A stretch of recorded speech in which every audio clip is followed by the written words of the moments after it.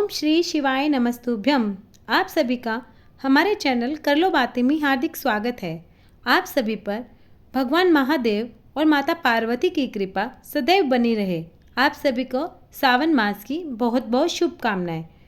आज आप सुनने जा रहे हैं शिव महापुराण का अत्यंत पावन और रहस्यमयी अध्याय। पूरी श्रद्धा और पवित्र मन के साथ भगवान सदाशिव का ध्यान करते हुए इस कथा का श्रवण कीजिए। और अगर आपने शिव महापुराण की कथा के पिछले अध्याय नहीं सुने हैं तो हमारे चैनल पर जाके उन्हें सुन सकते हैं। आज की इस अद्भुत कथा में आप जानेंगे कैसे भगवान शिव का कैलाश पर्वत पर गमन हुआ, किस प्रकार राजा यक्षदत्त के पुत्र कुबेर ने काशीपुरी में जाकर अत्यंत कठोर तपस्या की। उनकी उस कठिन तपस्या से प्रसन्न होकर भगवान उमा महेश्वर ने उन्हें दर्शन देकर निधियों का स्वामी और कुबेर का पद प्रदान किया। यही ही नहीं, आगे की कथा में यह भी वर्णन है कैसे माता पार्वती और कुबेर के प्रसंग के बाद भगवान शिव ने गणेश्वर वीरभद्र द्वारा दक्ष के यज्ञ का विध्वंस किया गया और कैसे माता सती ने हिमालय की पुत्री पार्वती के रूप में पुनर्जन्म लेकर कठोर तपस्या द्वारा पुनः देवादिदेव महादेव को प्राप्त किया।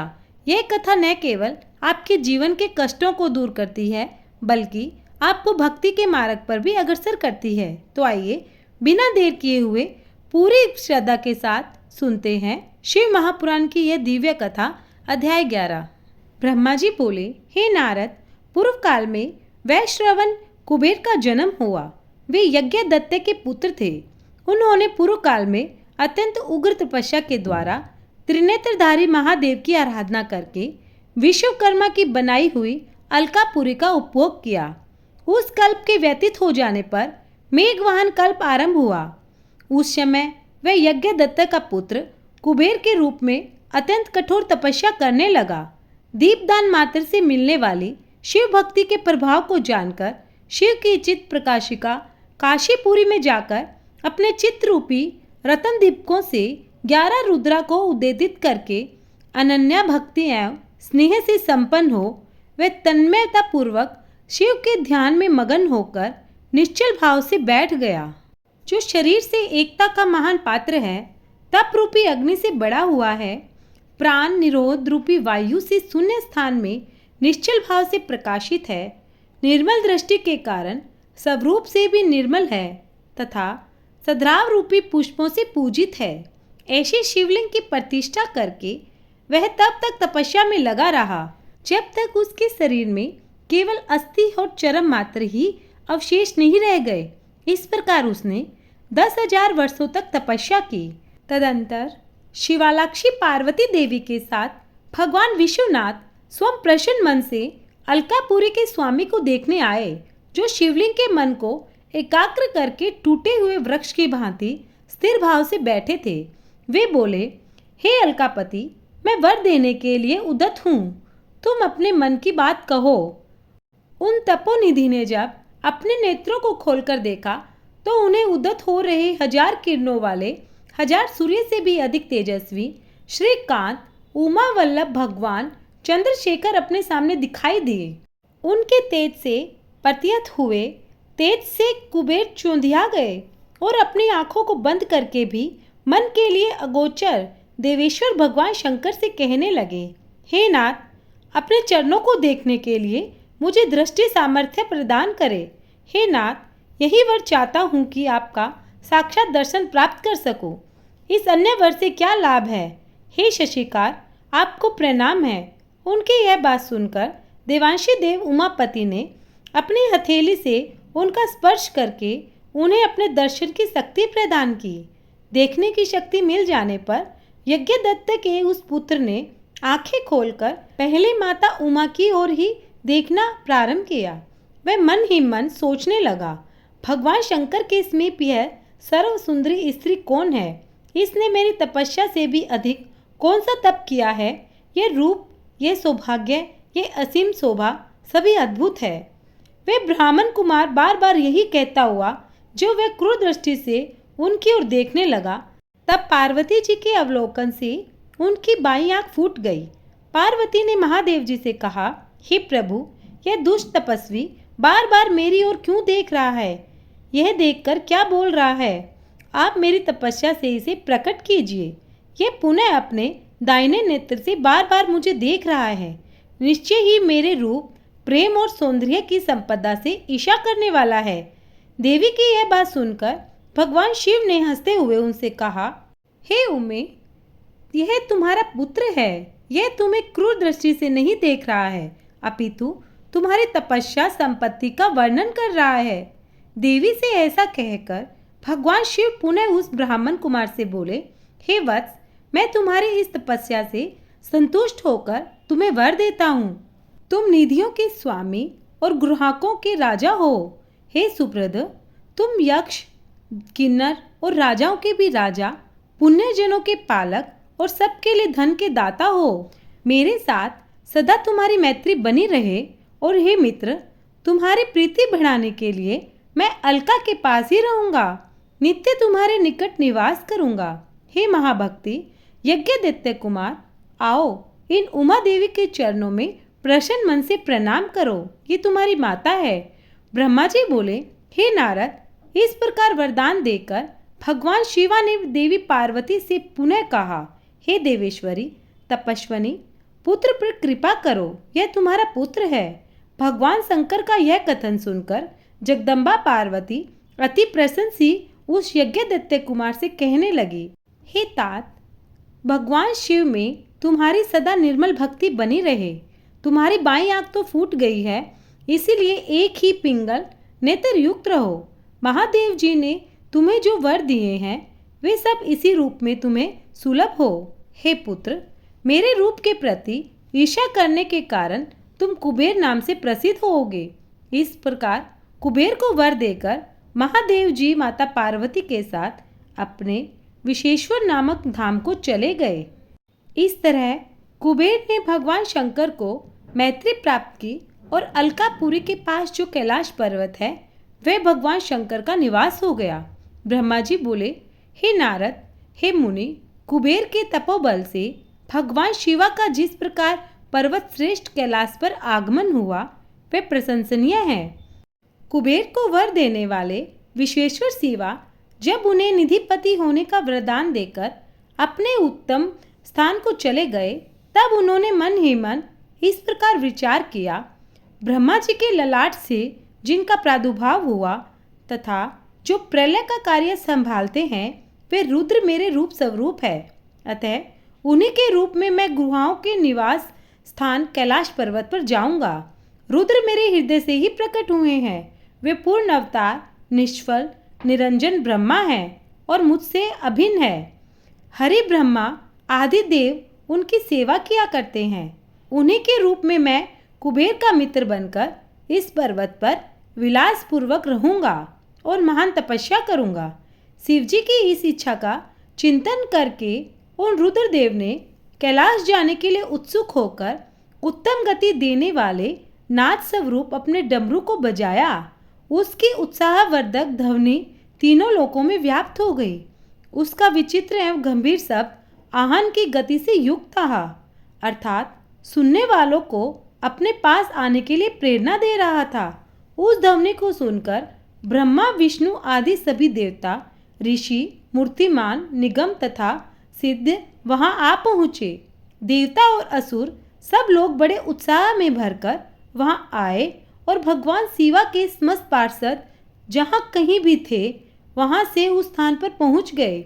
स्वर्लोक पंडित, महाभारत समस्त गणपाल भी उस स्थान पर जाने के लिए उद्यत हो गए।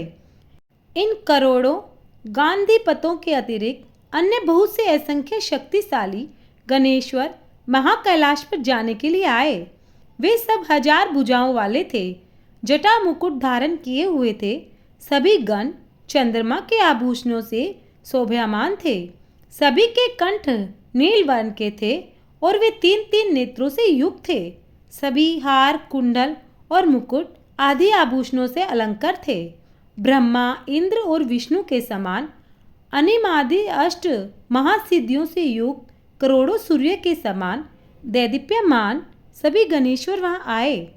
इन गणाध्यक्षों के अतिरिक्त विमल प्रभाव मंडल से युक्त महान आत्मा वाले तथा भगवान शिवा के दर्शन की लालसा से परिपूर्ण अन्य अग्निदेव अत्यंत प्रसन्नता के साथ वहां पर जा पहुँचे। विष्णु आदि प्रमुख सब देवता वहां जाकर भगवान सदाशिव को देखकर हाथ जोड़कर नतमस्तक होकर उनकी उत्तम स्तुति करने लगे। इस प्रकार विष्णु आदि देवताओं के साथ परमेश्वर भगवान महेश महात्मा कुबेर के प्रेम से वशीभूत होकर कैलाश को चले गए। कुबेर ने भी सपरिवार भक्ति पूर्वक नाना प्रकार के उपहार से वहां आए हुए भगवान शंभु की सादर पूजा की। इसके पश्चात उसने शिव को संतुष्ट करने के लिए उनका अनुगमन करने वाले विष्णु आदि देवताओं और अन्य गणेश्वरों का भी विधिवत पूजन किया। इसके बाद उसकी सेवा को देखकर अति प्रसन्नचित भगवान शंभु कुबेर का आलिंगन कर अलकापुरी के अति निकट होकर समस्त अनुगामियों के साथ ठहर गए। विश्वकर्मा को अपनी ओर दूसरे देवताओं के भक्तों के लिए उस पर्वत पर निवास हेतु यथोचित निर्माण कार्य करने की आज्ञा दी। हे मुनि, विश्वकर्मा ने भगवान शिवा की आज्ञा से वहां जाकर यथाशीघ्र ही नाना प्रकार की रचना की। उस समय भगवान विष्णु की प्रार्थना से भगवान शिवा प्रसन्न हो उठे और कुबेर पर अनुग्रह करके वे कैलाश पर्वत पर चले गए। शुभ मुहूर्त में अपने निवास स्थान में प्रवेश कर भक्ति वत्सल उन परमेश्वर ने अपने प्रेम से सबको सनात कर दिया। सभी प्रबोधित विष्णु आदि देवता मुनिगण और अन्य सिद्धजनों ने मिलकर प्रेम पूर्वक सदाशिव का अभिषेक किया। हाथों में नाना प्रकार के उपहार लेकर सबने बहुत महोत्सव के साथ सामने खड़े होकर उनकी आरती उतारी। हे मुनि, उस समय आकाश से मंगल सूचक पुष्प वृष्टि होने लगी और अत्यंत प्रसन्न होकर नृत्य करती हुई अप्सराएं नाचने लगी। क्रमशः उनका पूजन किया और चारों ओर जय जयकार और नमस्कार के सुसंकृत शब्द गूंजने लगे। उस समय चारों ओर एक महान उत्साह व्याप्त था जो सबके सुख को बढ़ा रहा था। उस समय सिंहासन पर बैठकर भगवान सदाशिव अत्यंत सुशोभित हो रहे थे और विष्णु आदि सभी लोग बार बार उनकी यथोचित सेवा कर रहे थे। सभी देवताओं ने अलग अलग रूप में अर्थपूर्ण वाणी और अभिष्ट वस्तुओं से लोक मंगलकारी भगवान शंकर का संतवन और वंदन किया। प्रसन्नचित सुरेश्वर स्वामी सदाशिव ने उनकी स्तुति को सुनकर प्रेम पूर्वक उन्हें मनोवांछित वर दिए। हे मुनि, अभीष्ट कामनाओं से परिपूर्ण प्रसन्नचित वे सभी देव मुनि और सिद्धजन भगवान शिवा की आज्ञा से अपने अपने धाम को चले गए। मैं भी विष्णु के साथ प्रसन्नता पूर्वक चलने के लिए उद्यत हुआ। तब श्री विष्णु और मुझको आसन पर बिठाकर परमेश्वर शंभु बड़े प्रेम से बहुत समझकर अनुग्रह करके कहने लगे। शिवजी बोले, हे हरिपति, हे विधाता, सदैव तीनों लोकों का सृजन और संरक्षण करने वाले, हे सूरश्रेष्ठ, आप दोनों मुझे अत्यंत प्रिय है। अब आप दोनों भी निर्भय होकर मेरी आज्ञा से अपने अपने स्थान को जाइए। मैं सदा आप दोनों को सुख प्रदान करने वाला हूँ और विशेष रूप से आप दोनों के सुख और दुख को देखता ही रहता हूँ। भगवान सदाशिव के वचन को सुनकर मैं और विष्णु दोनों प्रेम पूर्वक प्रणाम करके प्रसन्नचित होकर उनकी आज्ञा से अपने अपने धाम को लौट आए। योग प्रायण सब प्रहार के स्वच्छंद तथा सदा ध्यान मगन रहने वाले भगवान शिवा अपने गणों के साथ उस पर्वत श्रेष्ठ कैलाश पर निवास करने लगे। कभी वे अपने स्वरूप ब्रह्मा का चिंतन करते थे, कभी योग में तल्लीन रहते थे, कभी स्वच्छंद मन से प्रेम पूर्वक अपने गणों को इतिहास सुनाते थे, कभी विहार करने में चतुर भगवान महेश्वर अपने गणों के साथ कैलाश पर्वत पर देवी मेदी उबड़ खाबड़ गुफाओं तथा कंदराओं में और अनेक सुरम्य स्थानों पर प्रसन्नचित होकर विचरण करते थे। इस प्रकार रुद्र स्वरूप परमेश्वर भगवान शंकर, जो नाना प्रकार के योगियों में भी सर्वश्रेष्ठ है, उन्होंने अपने उस पर्वत पर अनेक लीलाएं की। इस प्रकार बिना पत्नी के रहते हुए परमेश्वर सदाशिव ने अपना कुछ समय व्यतीत करने के बाद दक्ष पत्नी से उत्पन्न सती को पत्नी के रूप में प्राप्त किया। तदंतर वे देव ऋषि वे महेश्वर उन दक्ष पुत्री सती के साथ विहार करने लगे। इस प्रकार सती के साथ पति रूप में रहकर वे प्रायण रहते हुए भी बहुत ही सुखी थे।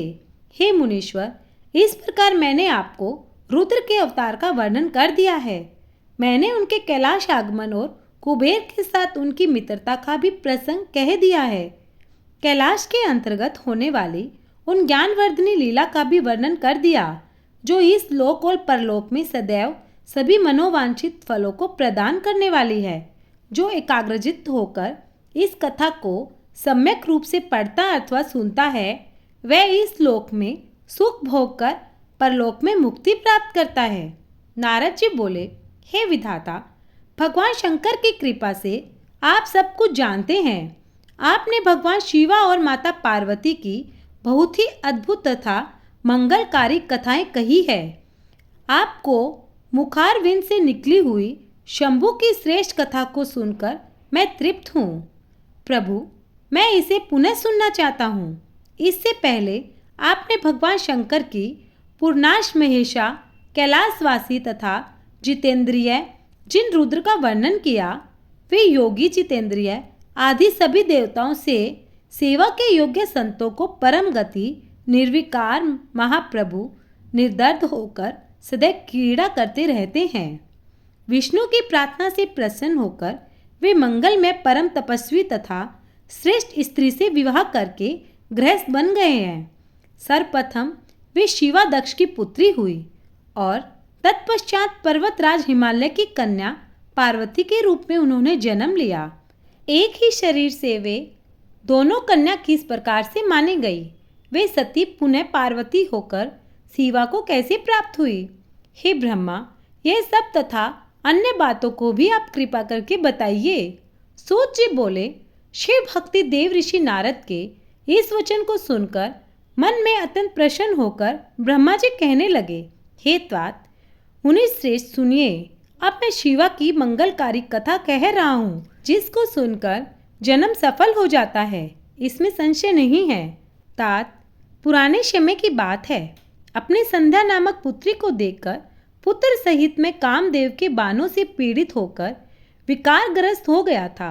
हे तात, उस समय धर्म के द्वारा स्मरण किए गए महायोगी और महाप्रभु रुद्र पुत्र सहित मुझे धिक्कार कर अपने घर चले गए। जिनकी माया से मोहित हुआ मैं वेद वेदा होने पर भी मूढ़ बुद्धि वाला हो गया। उन परमेश्वर शंकर के साथ मैं अकर्णीय कार्य करने लगा। शिव की माया से मोहित हुआ मैं गूढ़ अपनी पुत्रों के साथ ईर्ष्यावश उन्हीं को मोहित करने के लिए अनेक उपाय करने लगा। हे मुनीश्वर, उन परमेश्वर शिवा के ऊपर किए गए मेरे तथा मेरे उन पुत्रों के सभी उपाय निष्सफल हो गए। तब अपने पुत्रों सहित उपायों को करने में असफल हुए मैंने लक्ष्मीपति विष्णु का स्मरण किया। शिव भक्ति परायण तथा श्रेष्ठ बुद्धि वाले भगवान विष्णु ने आकर मुझे समझाया। शिव तत्वों को भली भांति जानने वाले भगवान रमापति के द्वारा समझाए जाने पर भी विमोहित मैं अपनी ईर्ष्या और हठ को नहीं छोड़ सका। तदब मैंने शक्ति की सेवा कर उन्हें प्रसन्न किया।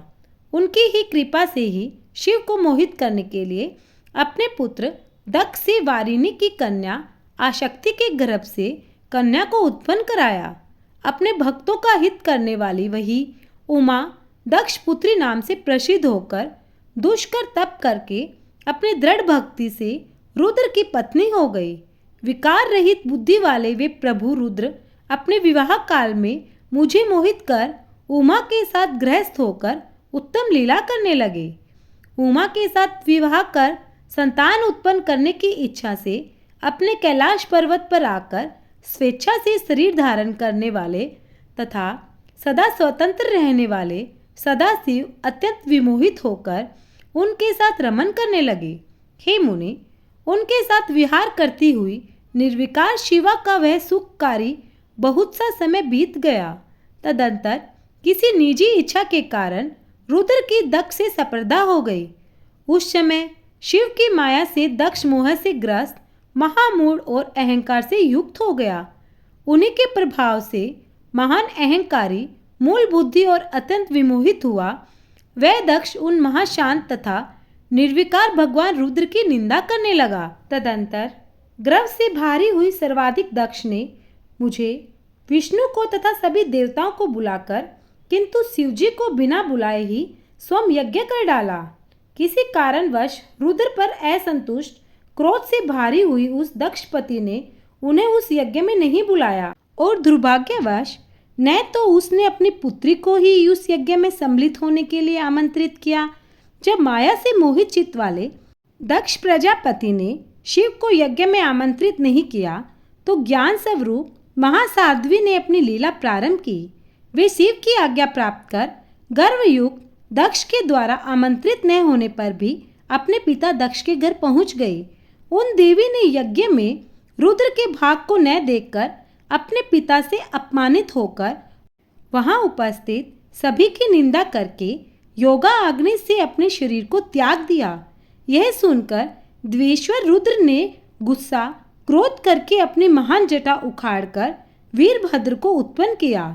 गण सहित उसे उत्पन्न करके मैं क्या करूं, ऐसा कहते हुए उस वीरभद्र को शिवजी ने आज्ञा दी कि यह वीरभद्र दक्ष के यज्ञ में आए हुए सभी को अपमान करते हुए तुम यज्ञ का विध्वंस करो।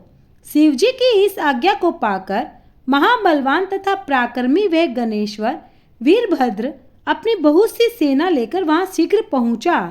उसकी आज्ञा से उन गणों ने वहां उपद्रव प्रारंभ किया।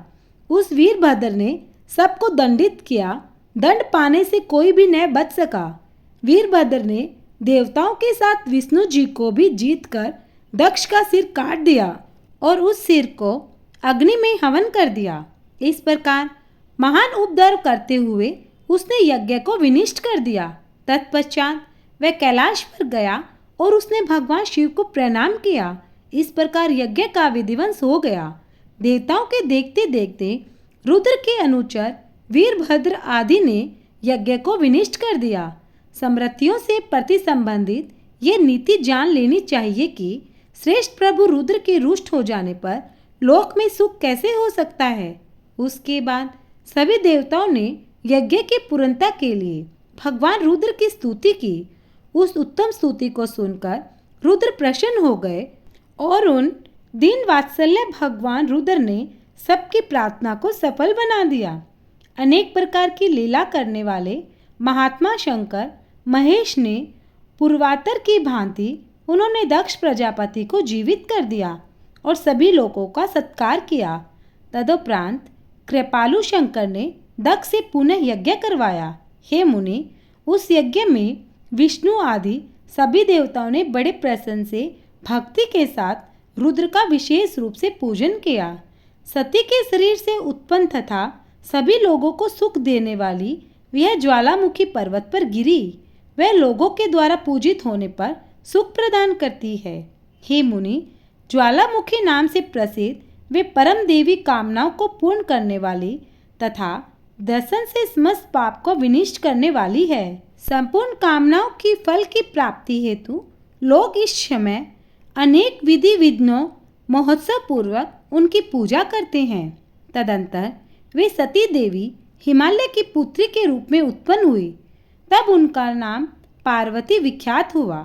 उन देवी से पुनः कठिन तपस्या के द्वारा उन परमेश्वर शिवा की आराधना करके उन्हें पति रूप में प्राप्त किया। ओम नमः शिवाय। आज की कथा को यहीं विश्राम देंगे। आप सभी पर भगवान महादेव और माता पार्वती की कृपा सदैव बनी रहे। अगर आपको यह वीडियो अच्छी लगे, इस अध्याय को सुनने में अच्छा लगे तो एक लाइक करना, शेयर करना और हमारे चैनल पर पहली बार आए हैं तो सब्सक्राइब करना। अगर आप भोलेनाथ के भक्त हैं तो कमेंट में लिखें ओम नमः शिवाय, हर हर महादेव। मिलते हैं नेक्स्ट वीडियो में। तब तक के लिए जय भोलेनाथ, हर हर महादेव।